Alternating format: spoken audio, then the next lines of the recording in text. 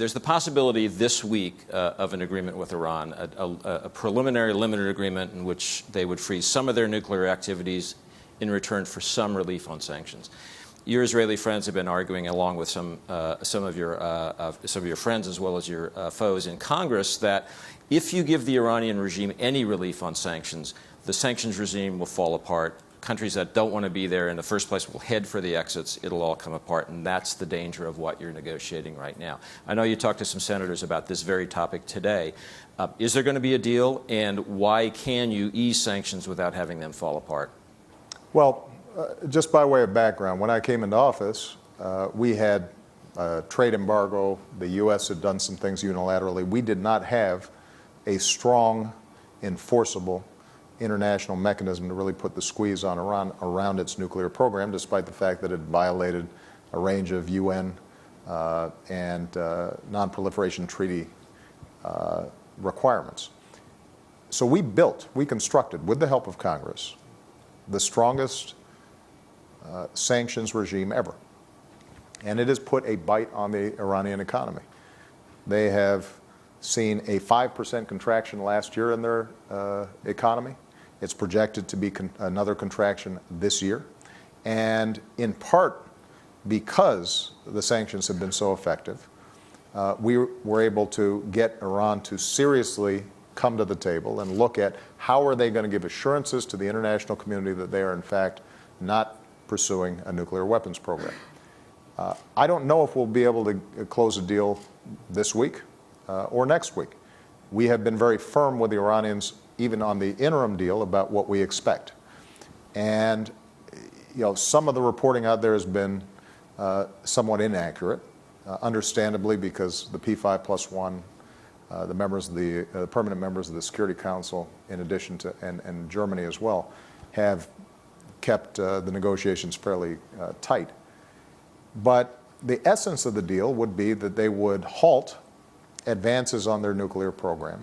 They would roll back some elements that get them closer to what we call breakout capacity, where they can run for a weapon before the international community has a chance to react.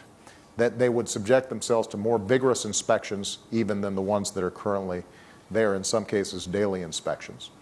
In return, what we would do would be to open up the spigot a little bit for a very modest amount of relief that is entirely subject to reinstatement if in fact they violated any part of this early agreement, and it would purchase a period of time, let's say 6 months, during which we could see if they could get to the end state of a position where we, the Israelis, the international community, could say with confidence Iran's not pursuing a nuclear weapon.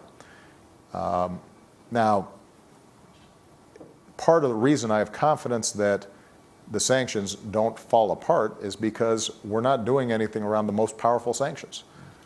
The oil sanctions, the banking sanctions, the financial services sanctions, those are the ones that have really taken a big chunk out of the Iranian economy. So oil production and oil sales out of Iran have dropped by more than half since these sanctions were put in place. They've got over $100 billion of oil revenue that is sitting outside of their country. The rial, their currency, has dropped precipitously. And all those sanctions and the architecture for them don't go anywhere.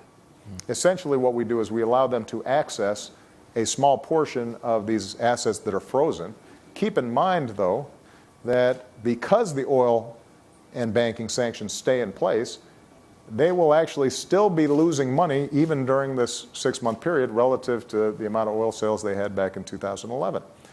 So what we are suggesting, both to the Israelis, to members of Congress here, to the international community, but also to the Iranians, is let's test the proposition that over the next 6 months we can resolve this in a diplomatic fashion while maintaining the essential sanctions architecture, and as President of the United States, me maintaining all options to prevent them from getting nuclear weapons.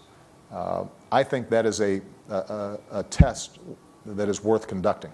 And my hope and expectation is not that we're going to solve all of this just this week in this interim phase, but rather that we're purchasing ourselves some time to see how serious the Iranian regime might be in re-entering membership in the world community and taking the yoke of these sanctions off the backs of their economy.